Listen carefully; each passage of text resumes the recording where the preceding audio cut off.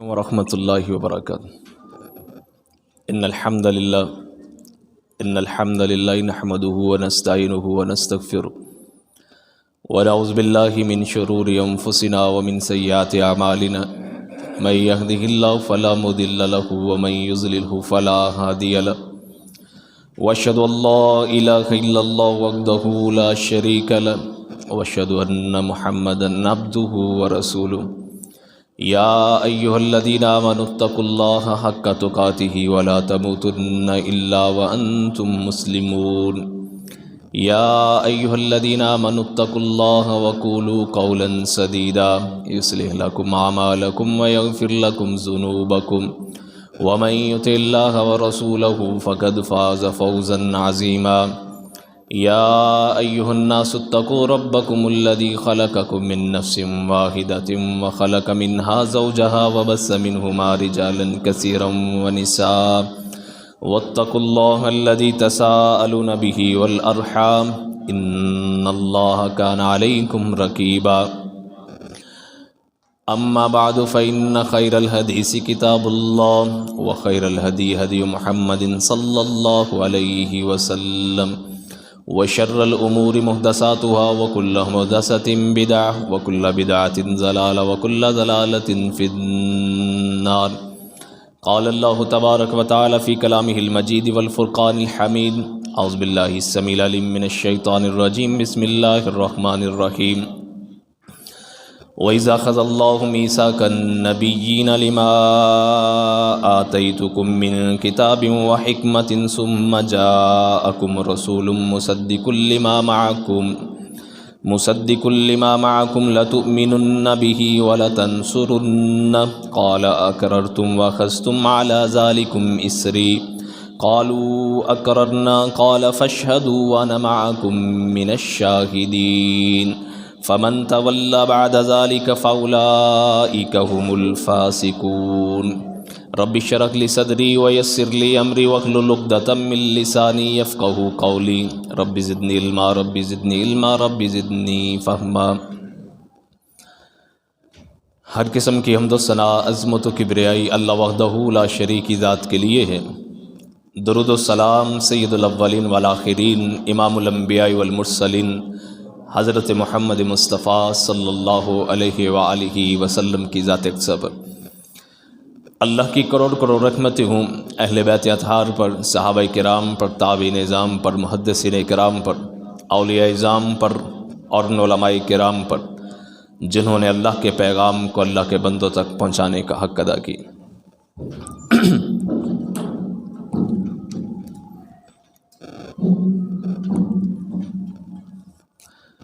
وہ دانائے سبل ختم الرسل مولائے کل جس نے غبار راہ کو بخشا ہے فروغ وادی سینہ، نگاہ عشق و مستی میں وہی اول وہی آخر وہی ظاہر وہی باطن، وہی قرآن وہی فرقان وہی یاسین وہی طٰہٰ۔ حضرات گرامی قدر، ربیع الاول کا مہینہ اس لحاظ سے مسلمانوں کے لیے اہمیت کا حامل ہے کہ اس ربیع الاول کے اندر سرکار دو عالم صلی اللہ علیہ وآلہ وسلم کی ذات ببرکات اس دنیا میں جلوہ گر ہوئے، اور اسی ماہ ربیع الاول میں سرکار دو عالم صلی اللہ علیہ وآلہ وسلم اس دنیا سے رخصت ہوئے۔ اس مناسبت سے چونکہ یہ مہینہ حضور کی ولادت اور حضور کی وفات کا ہے، مسلمانان عالم سرکار دو عالم صلی اللہ علیہ وآلہ وسلم کا تذکرہ خیر کرتے ہیں، آپ کی سیرت کا ذکر کرتے ہیں، آپ کے دیگر خصائل، آپ کے دیگر محاسن کا ذکر کرتے ہیں۔ اسی مناسبت سے پچھلے خطبہ جمعۃ المبارک میں سرکار دو عالم صلی اللہ علیہ وآلہ وسلم سے محبت کے حوالے سے چند ایک گزارشات پیش کی تھیں، اور میں نے یہ عرض کیا تھا کہ آئندہ خطبہ جمعۃ المبارک میں انشاءاللہ العزیز سلسلہ وار حضور کی سیرت کے حوالے سے، حضور کے ذکر خیر کے حوالے سے، آپ کے تذکرے کے حوالے سے گفتگو کروں گا۔ تو آج کے خطبہ جمعۃ المبارک میں قبل از ولادت حضور صلی اللہ علیہ وآلہ وسلم کا ذکر خیر جو اللہ نے جاری و ساری کیا ہوا تھا، اس کے چند نمونے آپ حضرات کے سامنے رکھنا چاہوں گا۔ اللہ سے دعا ہے کہ اللہ تعالی ہم سب کو حقیقی معنوں میں حضور صلی اللہ علیہ وسلم سے محبت اور آپ کی اطاعت کا جذبہ عطا فرمائے۔ اللہ تعالیٰ نے سورہ آل عمران کی آیت نمبر 81 میں ذکر ارشاد فرمایا ہے کہ وَإِذْ أَخَذَ اللَّهُ مِيثَاقَ النَّبِيِّينَ، یاد کرو اس وقت کو جب اللہ نے انبیاء سے ایک عہد لیا۔ اللہ نے عالم ارواح میں 2 عہد لیے ہیں۔ ایک عہد جس کو سورہ اعراف میں بیان کیا گیا ہے، جس کو عہد الست ہم کہتے ہیں، جس میں اللہ نے تمام مخلوقات کو جمع کر کے کہا تھا کہ الست بربکم، میں تمہارا رب نہیں ہوں؟ سب نے کہا تھا جی کیوں نہیں، آپ ہمارے رب ہیں۔ لیکن اللہ تعالیٰ نے انسانیت میں سے انسانوں کے جو خاص ہیں یعنی انبیاء کرام، ان کو جمع کر کے ایک عہد ان سے لیا تھا۔ وہ کیا عہد تھا؟ اللہ تعالیٰ ارشاد فرماتے ہیں کہ وَإِذْ أَخَذَ اللَّهُ مِيثَاقَ النَّبِيِّينَ لَمَا آتَيْتُكُم مِّن كِتَابٍ وَحِكْمَةٍ ثُمَّ جَاءَكُمْ رَسُولٌ مُصَدِّقٌ لِّمَا مَعَكُمْ لَتُؤْمِنُنَّ بِهِ وَلَتَنصُرُنَّ۔ الفاظ پہ غور کیجئے گا کہ اللہ فرماتے ہیں کہ وہ وقت یاد کرو کہ جب اللہ نے انبیاء سے پختہ عہد لیا، لَمَا آتَيْتُكُم مِّن كِتَابٍ وَحِكْمَةٍ، جب میں تمہیں کتاب و حکمت عطا کر دوں، مطلب تمہیں منصب رسالت عطا کر دوں۔ ثم جاءکم رسول مصدق لما معکم، پھر تمہارے ہاں ایک ایسے رسول آئیں کہ جو تمہاری کتابوں کی، تمہاری نبوت کی تصدیق کرنے والے ہوں۔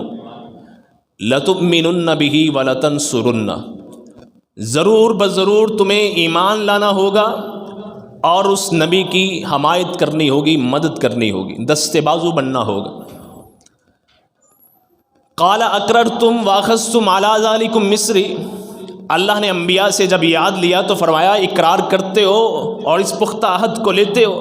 قالوا اقررنا، تمام انبیاء نے یک زباں ہو کر کہا کیوں نہیں، اے اللہ ہم اقرار کرتے ہیں اس بات کا۔ قال فاشهدوا وانا معكم من الشاہدین، گواہ ہو جاؤ اور میں خود بھی گواہ ہوں۔ یعنی ایسا اسلوب اللہ تعالیٰ نے اپنی وحدانیت کا جب عہد مخلوق سے لیا تھا تب نہیں اس اختیار کیا، جیسا اسلوب اللہ تعالیٰ نے اپنے نبی کی رسالت کے لیے اختیار فرمایا انبیاء تم اقرار کرتے ہو اور میرا یہ پختہ عہد لیتے ہو؟ انبیاء نے کہا جی اللہ ہم اقرار کرتے ہیں۔ کہا فاشهدوا وانا معكم من الشاہدین، تم بھی گواہ ہو جاؤ میں بھی گواہ ہوں۔ تو یعنی روز ازل سے اللہ تعالیٰ نے حضور نبی کریم صلی اللہ علیہ وآلہ وسلم کا تذکرہ خیر انبیاء کی جماعت میں جاری و ساری فرما دیا تھا روز ازل سے۔ 3 روایات ہیں مختلف احادیث کی کتب میں۔ ایک روایت جو جامع ترمذی میں ہے، حضرت ابو ہریرہ رضی اللہ تعالیٰ عنہ اس کو روایت کرتے ہیں۔ ایک روایت جس کو امام بخاری نے اپنی تاریخ کے اندر بھی نقل کیا ہے، امام حاکم نے اپنی مستدرک میں بھی نقل کیا ہے، اور دیگر محدثین نے اپنی کتابوں میں اس روایت کو ذکر کیا ہے۔ میسرہ زبی یہ بیان فرماتے ہیں۔ تیسری روایت ارباز ابن ساریہ رضی اللہ تعالیٰ عنہ بیان فرماتے ہیں، جو احادیث کی مختلف کتابوں میں ہے۔ یہ 3 روایات ہیں۔ ارباز ابن ساریہ فرماتے ہیں کہ نبی پاک صلی اللہ علیہ وآلہ وسلم نے ارشاد فرمایا، کیا ارشاد فرمایا؟ انی ان اللہ لخاتم النبیین وآدم وان آدم لمنجد فی طینتہ، فرمایا کہ میں اللہ کے ہاں اس وقت سے خاتم النبیین ہوں کہ جب حضرت آدم کی مٹی ابھی گوئی ہوئی تھی۔ صحیح روایت۔ دوسری روایت میسرہ زبی فرماتے ہیں حضور صلی اللہ علیہ وآلہ وسلم نے ارشاد فرمایا کنت نبیا وآدم بین الروح والجسد، میں تب سے نبی ہوں کہ جب آدم ابھی روح اور جسم کی کشمکش میں تھے۔ تیسری روایت سیدنا ابو ہریرہ رضی اللہ تعالیٰ عنہ جامع ترمذی کی فرماتے ہیں کہ انہم قالو، انہوں نے پوچھا، کنہوں نے؟ حضور کے اصحاب نے۔ حضور کے اصحاب نے پوچھا متا وجبت لک النبوہ یا رسول اللہ، اللہ کے رسول آپ کے لیے نبوت کب جاری و ساری کی گئی تھی؟ آپ کے لیے نبوت کب خاص کی گئی تھی؟ حضور نے فرمایا وآدم بین الروح والجسد، میرے لیے یہ نبوت اللہ نے اس وقت خاص کر دی تھی، مجھے تب نبی بنا دیا تھا کہ ابھی آدم روح اور جسم کی کشمکش میں تھے۔ یہ 3 روایات۔ تو کہنے کا مقصد یہ ہے کہ ابھی حضور صلی اللہ علیہ وآلہ وسلم کا اس دنیا میں ظہور نہیں ہے، اس کائنات کے اندر اللہ رب العزت نے انسان کو بسایا نہیں ہے، ابھی اللہ رب العزت نے حضرت آدم علیہ السلام کو اس کائنات میں بھیجا ہی نہیں، بلکہ ابھی حضرت آدم علیہ السلام کی تخلیق بھی پوری نہیں کی کہ جب اللہ رب العزت نے حضور نبی کریم صلی اللہ علیہ وآلہ وسلم کو ختم النبیین بنا دی۔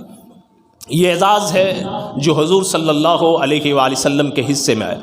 حضرت علی ابن ابی طالب رضی اللہ تعالی عنہ روایت فرماتے ہیں اسی آیت کے زمرہ میں جو سورہ آل عمران کی میں نے آپ کے سامنے تلاوت کی ہے کہ اذ اخذ اللہ میثاق النبیین لما آتیتکم من کتاب و حکمہ، اس آیت کے تحت حضرت علی المرتضیٰ رضی اللہ تعالیٰ عنہ روایت فرماتے ہیں کہ لم یبعث اللہ نبیا من آدم فمن بعدہ الا اخذ علیہ العہد، فرمایا کہ حضرت آدم سے لے کر حضرت آدم کے بعد تک جتنے انبیاء اللہ رب العزت نے اس دنیا میں بھیجے، ہر نبی سے انفرادی طور پر اللہ رب العزت نے یہ وعدہ لیا ہے کہ اگر تمہارے ہوتے ہوئے میرا وہ رسول آ جائے تم نے اس کی اطاعت کر لینی ہے، اس کی نبوت کا اعلان کر لینا ہے، اس کی حمایت کرنی۔ ایک ایسا نبی نہیں اس کائنات میں 1,24,000 1,25,000 انبیاء میں سے کہ جس سے اللہ رب العزت نے انفرادی طور پر یہ عہد نہیں لیا، اور ہر نبی نے اس بات کا اقرار کیا اللہ کے ہاں، اور اپنی امت کو اس بات سے آگاہ بھی کیا ہے کہ ہمارے بعد ایک نبی آئے گا جس کی اطاعت، جس کی فرما برداری، جس کی حمایت تمہارے لیے ضروری۔ ایک نبی، حضرت علی المرتضیٰ فرماتے ہیں کہ ایک نبی حضرت آدم کجا حضرت آدم سے بعد تک ایک نبی ایسا نہیں ہے کہ جس سے اللہ رب العزت نے یہ وعدہ نہیں لیا۔ امام باقر رحمہ اللہ، امام باقر جن کی کنیت ابو جعفر ہے، سلسلہ اہل بیت کے عظیم فرزند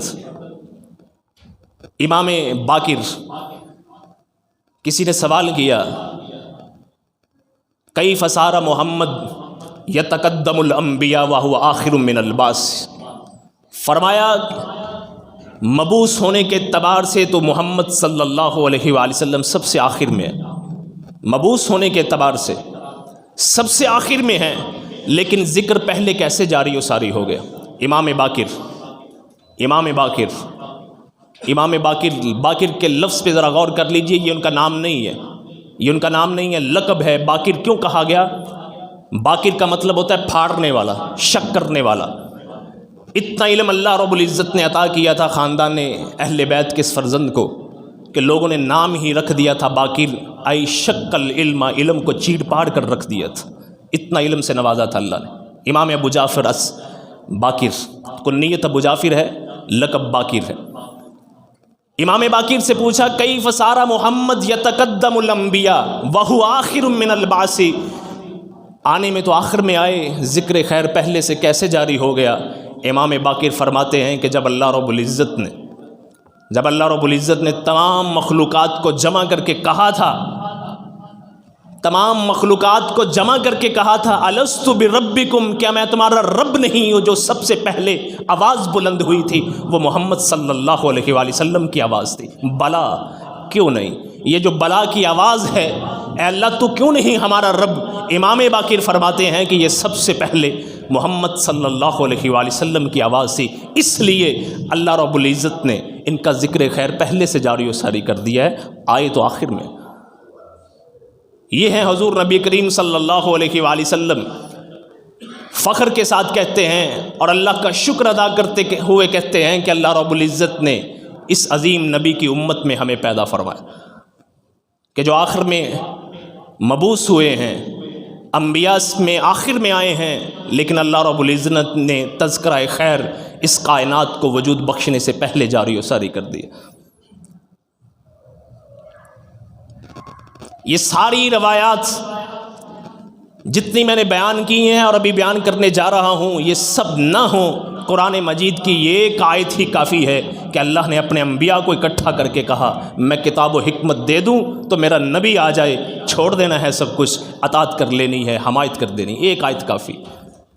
یہ ساری روایات نہ ہوں، قرآن مجید کی یہ ایک آیت کافی ہے۔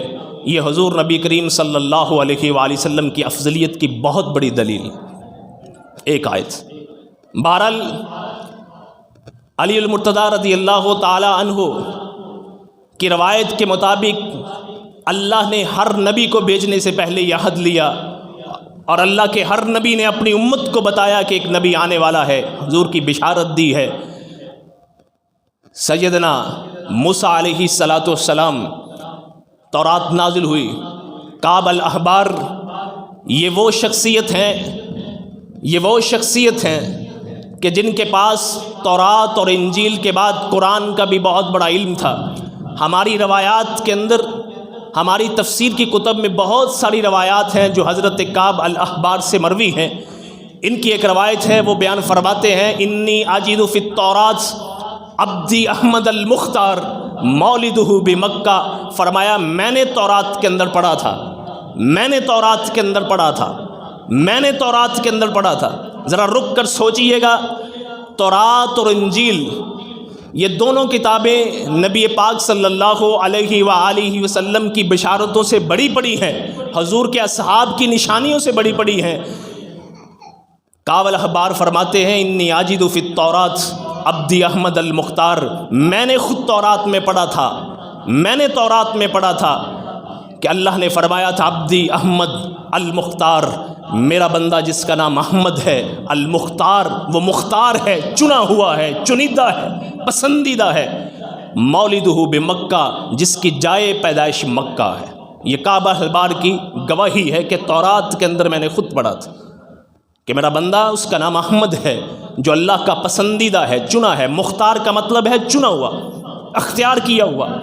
مولدہ بمکہ جس کی جائے ولادت مکہ ہے۔ اللہ اکبر۔ حضرت عیسیٰ علیہ السلام پہ آ جاتے ہیں۔ سورہ صف کے اندر اللہ رب العزت نے فرمایا یا بنی اسرائیل انی رسول اللہ الیکم مصدق لما بین یدی من التورات ومبشرا برسول یأتی من بعد اسمہ احمد، فرمایا میں اپنے سے پہلے تورات کی تصدیق کرتا ہوں۔ عیسیٰ فرماتے ہیں اپنی قوم سے میں تورات کی تصدیق کرتا ہوں کہ تورات اللہ کی نازل کردہ ہے، میں تورات کی تصدیق کرنے والا ہوں، تورات ہی کی تصدیق کرنے والا نہیں۔ وَمُبَشِّرًا بِرَسُول، اپنے بعد ایک رسول کی بشارت بھی دینے والا ہوں، یأتی من بعد اسمہ احمد، جو میرے بعد آئے گا اس کا نام احمد ہوگا۔ یہ قرآن کی گواہی ہے۔ ہر نبی نے اپنے بعد ایک نبی کے آنے کی بشارت دی ہے، اور سید عیسیٰ علیہ السلام نے واضح الفاظ میں کہہ دیا یاتی من بعدی، میرے بعد آئے گا۔ پہلے تو انبیاء بتاتے رہے کہ ایک نبی آنے والا ہے، عیسیٰ علیہ السلام نے آ کر بات ختم کر دی، احتمال میں نہیں رکھا، مجہول بات نہیں کی، کلیئر بات کی ہے۔ فرمایا یاتی من بعدی، میرے بعد آئے گا اسمہ احمد، جس کا نام محمد ہوگا۔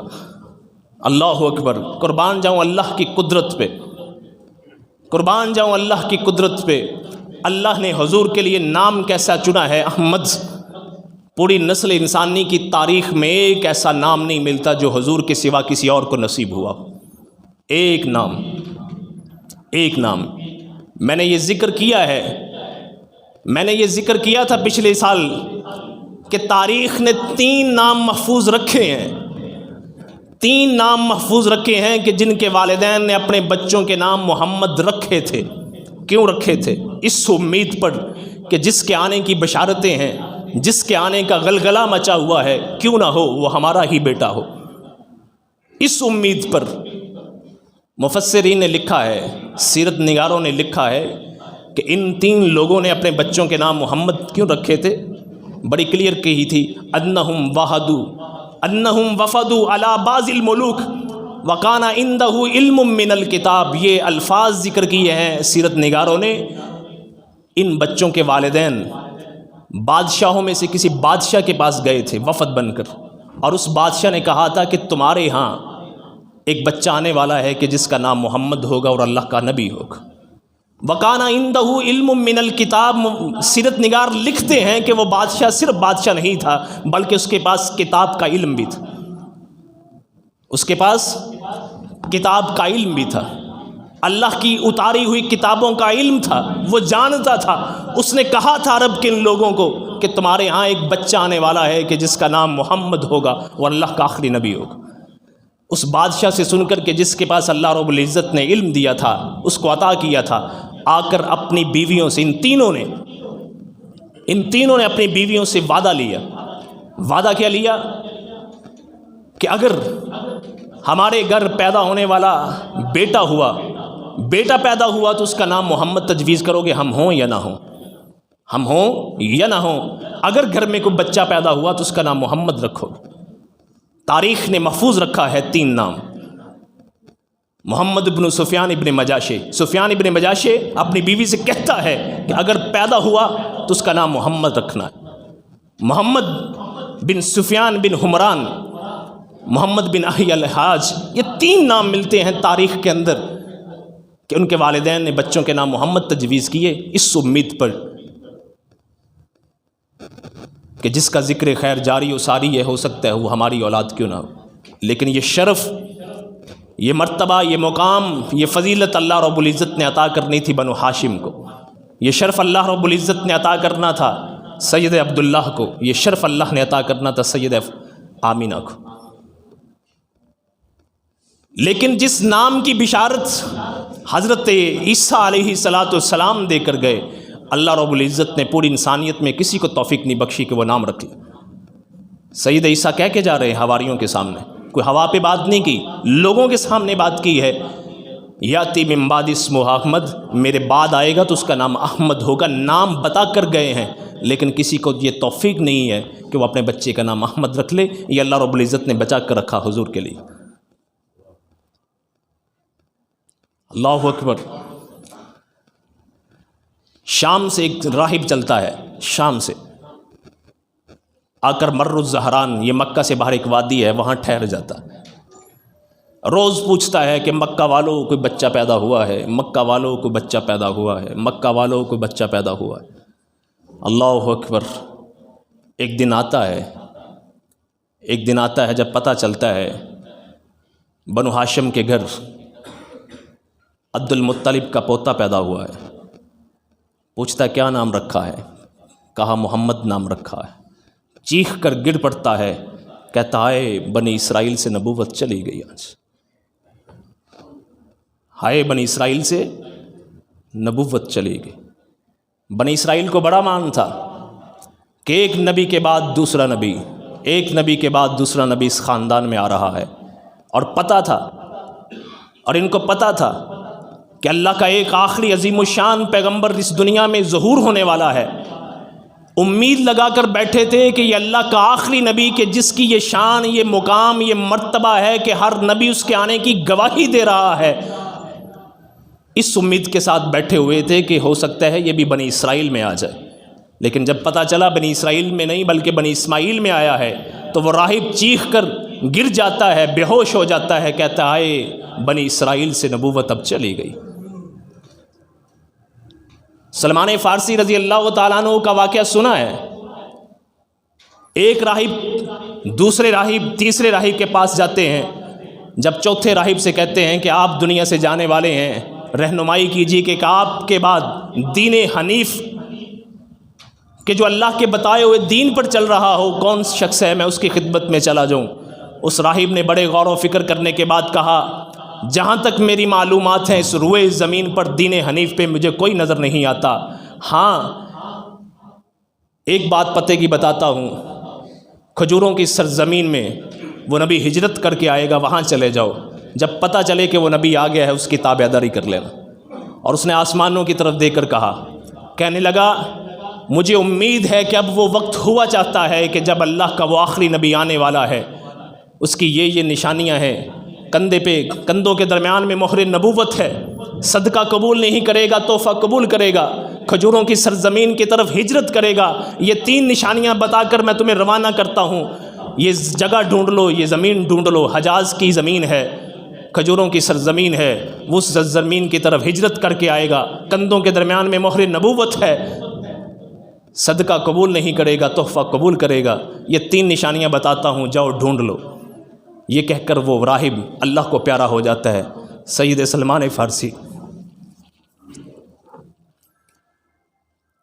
بادشاہ کے بیٹے۔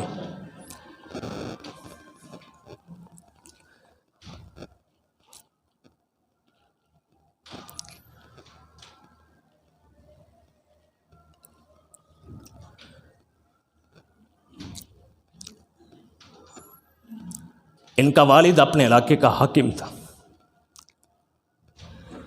جب یہ مدینہ پہنچے تھے تو بکتے بکاتے پہنچے، بکتے بکاتے۔ اللہ اکبر، کھجور پہ چڑھے ہیں، کھجوریں اتار رہے ہیں، نیچے مالک کھڑا ہے۔ کسی نے آ کر بتایا کہ مدینہ میں مکہ سے ایک شخص آیا ہے جو کہتا ہے میں اللہ کا نبی۔ چھلانگ لگا دی کھجور سے نیچے، کھجوریں لی، بھاگ کر حضور کی خدمت، کہ اللہ کے رسول یہ صدقہ ہے، قبول کیجیے۔ حضور نے قبول کر کے حقداروں میں بانٹ دی، خود ایک کھجور بھی نہیں لی، کہا ایک نشانی پوری ہوگی۔ دوبارہ گیا، کچھ دنوں بعد کھجوریں لی، کہ اللہ کے رسول یہ ہدیہ ہے، یہ تحفہ ہے، قبول کیجیے۔ حضور نے خود بھی کھائیں، اپنے ساتھیوں کو بھی کھلائی، کہتا ہے ہائے دوسری نشانی بھی پوری ہو گئی۔ ایک دن حضور کسی کو دفن کرنے میں مصروف ہیں، یہ کبھی آگے ہوتا ہے کبھی پیچھے ہوتا ہے، کبھی آگے ہوتا ہے کبھی پیچھے ہوتا ہے۔ حضور نے اپنے کندھے مبارک سے اپنی چادر ہٹائی، فرمایا سلمان دیکھ لو جو دیکھنے آیا۔ کہ اللہ کے رسول گواہی دیتا ہوں کہ آپ اللہ کے سچے رسول۔ یہ وہ سلمان فارسی، اللہ نے ذکر خیر جاری کر دیا تھا حضور کا، بس انہوں نے نہیں مانا کہ جن کی آنکھیں اندھی ہو چکی تھی، جن کے دل اندھے ہو چکے تھے، جن کے دلوں پہ مہر لگ چکی تھی، انہوں نے نہیں مانا۔ باقی تو شجر کیا حجر کیا، ہر ایک نے کلمہ پڑھ کے میرے نبی کی رسالت کی گواہی دے دی تھی۔ پتھر نے بھی کلمے پڑھ دیے تھے، نہیں پڑھا تھا تو ان انسانوں نے نہیں پڑھا تھا کہ جن کے دلوں پہ اللہ نے مہر لگا دی ہوئی تھی۔ ابو جہل طرح کا دشمن بھی کہا کرتا تھا محمد ہم تجھے جھوٹا نہیں کہتے، لیکن یہ جو تعلیمات ہیں ہماری سمجھ میں نہیں آتی، تمہیں جھوٹا نہیں ہم کہتے۔ فَإِنَّهُمْ لَا يُكَذِّبُونَكَ، اللہ نے قرآن نازل کیا۔ حضور یہ بدبخت آپ کو جھوٹا نہیں کہہ رہے، یہ آپ کو جھٹلا نہیں رہے، وَلَٰكِنَّ الظَّالِمِينَ بِآيَاتِ اللَّهِ يَجْحَدُونَ، در حقیقت یہ اللہ کی نشانیوں کا انکار کیے بیٹھے۔ اللہ اکبر۔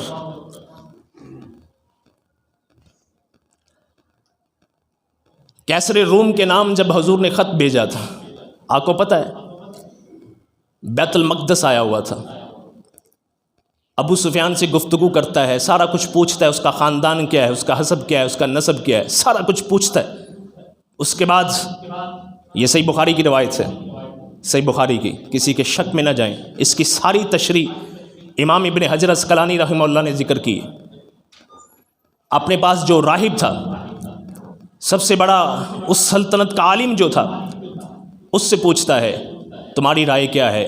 یہ وہی شخص ہے کہ جس کے بارے میں ہماری کتابوں میں ملتا ہے، خود جان چکا ہے، خود جان چکا ہے اور اس حد تک مان چکا ہے، کہنے لگا کہ اگر یہ باتیں جو عرب کے سردار یعنی ابو سفیان نے کہی ہیں سچ ہیں تو میں اس بات کی گواہی دیتا ہوں کہ وہ وقت آنے والا ہے کہ جب میرے پاؤں کے نیچے کی زمین، میرے پاؤں کے نیچے کی زمین، اس کا مالک وہ محمد ہوگا۔ اس حد تک مان چکا ہے، لیکن سلطنت چھوڑنے کو، بادشاہت چھوڑنے کو دل نہیں کر رہا۔ دنیا کو ترجیح دے دی آخرت پہ، اتمام حجت کے لیے اپنی سلطنت کے سب سے بڑے راہب سے پوچھتا ہے بتاؤ کیا یہ وہی شخص ہے جو آنے والا ہے جس کا ذکر ہماری کتابوں میں ملتا ہے؟ وہ راہب سوچ بچار میں پڑ جاتا ہے، اپنی پرانی کتابیں نکال کر ورق گردانی شروع کر دیتا ہے۔ امام ابن حجر نے تفصیل کے ساتھ یہ سارا واقعہ نقل کی ہے صحیح بخاری کی شرح۔ کرتے کرتے کرتے کرتے کہنے لگا بادشاہ سلامت، ماننا نہ ماننا تو بات کی بات ہے وہی شخصیت ہے کہ جس کے آنے کے ذکر ہماری کتابوں میں موجود۔ ڈر گیا وہ بادشاہ رایا سے، رایا کو کہنے لگا کہ اگر میں مان لوں اس نبی کا کلمہ پڑھ لوں تو تمہارا رد عمل کیا ہے؟ انہوں نے کہا اب تخت سے اتار کر پھینک دیں گے اگر تم نے اسلام کو قبول کر لیا۔ پینترا بدلا، کہنے لگا یہی میں دیکھ رہا تھا کہ میری عوام کے اندر غیرت کتنی ہے، نامراد ہو کر، بغیرت بن کر، بے ایمان ہو کر، کافر ہو کر مر گیا، تخت کو ترجیح دے دی میرے حضور کی غلامی سے۔ اللہ رب العزت نے ایمان کی دولت سے نوازا نہیں اس کو۔ صحیح بخاری کی شرح۔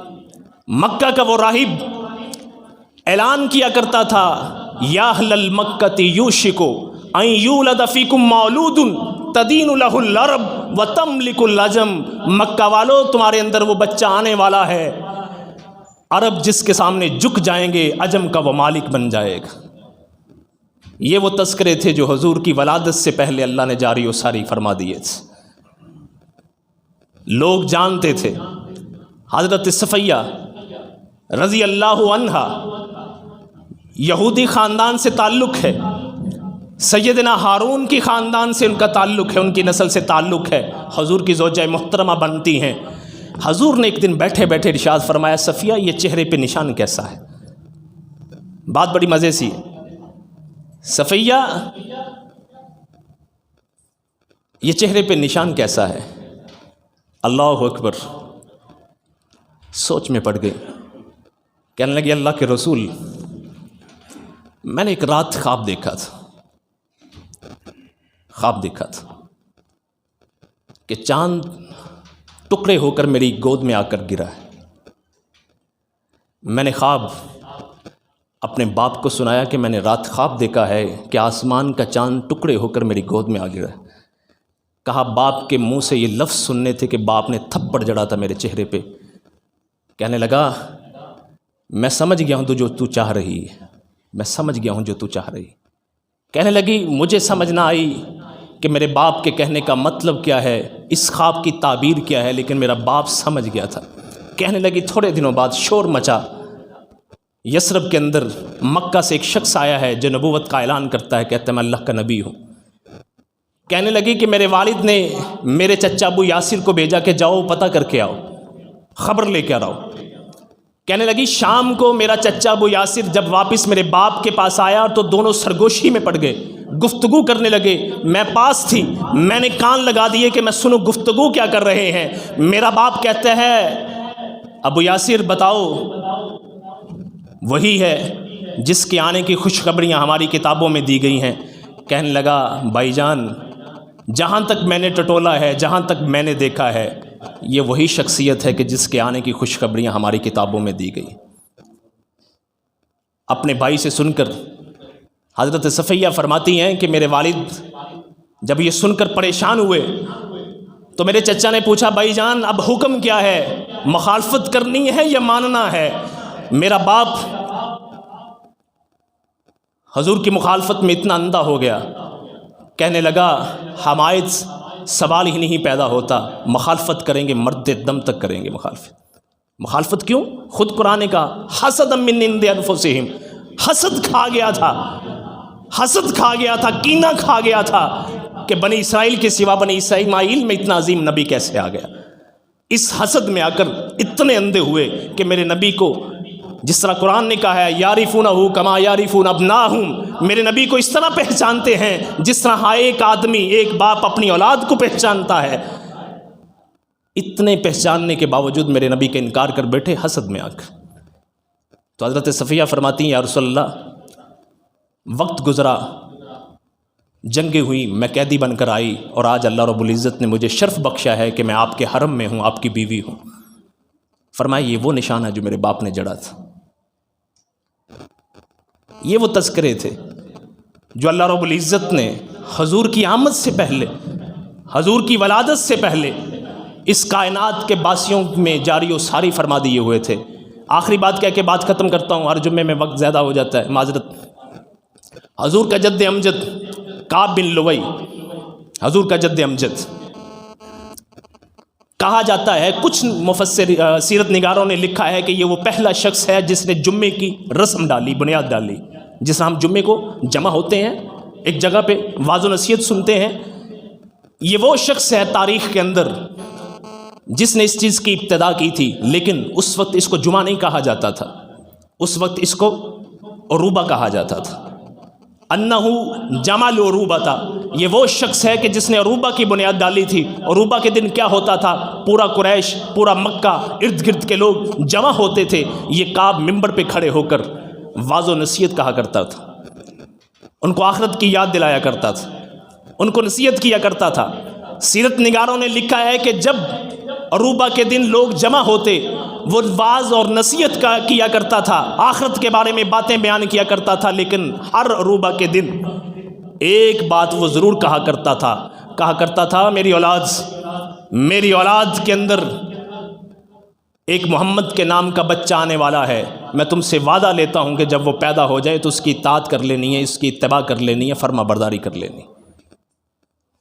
ایک نہیں، دو نہیں، دسیوں سیرت نگاروں نے اس روایت کو نقل کیا ہے کہ کعب بن مالک برسر ممبر کھڑے ہو کر کہا کرتا تھا کہ میری اولاد میں ایک آنے والا محمد ہے صلی اللہ علیہ وآلہ وسلم، اس کی اطاعت کر لینی ہے، فرما برداری کر لینی ہے۔ یہ بات کہہ کے آخر میں وہ حسرت کے ساتھ یہ شعر پڑھا کرتا تھا، کہتا تھا یا لیتنی کنت شابا فہوا دعوتی ازل قریش تبغی الحق خذلانا، ہائے کاش میں اس وقت زندہ ہوتا جب قریش حق کو چھوڑ کر باطل کو اپنا لے گی، ہائے کاش میں اس وقت زندہ ہوتا۔ خدیجہ ابن خویلد حضور کی پہلی بیوی رضی اللہ عنہا، پہلی وحی کے بعد سرکار دو عالم صلی اللہ علیہ وآلہ وسلم کو لے کر ورقہ ابن نوفل جو چچا زاد بھائی ہے اس کی خدمت میں حاضر ہو کر کیا کہتی ہیں؟ دیکھیے ذرا تمہارا بھتیجا اس طرح کی باتیں کر رہا ہے۔ ورقہ ابن نوفل کے بارے میں سیرت نگاروں نے لکھا ہے کہ تورات اور انجیل دونوں کا ازبر کیے ہوئے تھا، حافظ تھا دونوں کا، اتنا بڑا عالم تھا کہ اس کے پائے کا عالم اس سرزمین کے اندر موجود نہیں تھا۔ جب سنا، کہا محمد بھتیجے بتائیے کیا معاملہ ہے؟ کہا چچا جان ایسا واقعہ میرے سامنے پیش آیا ہے۔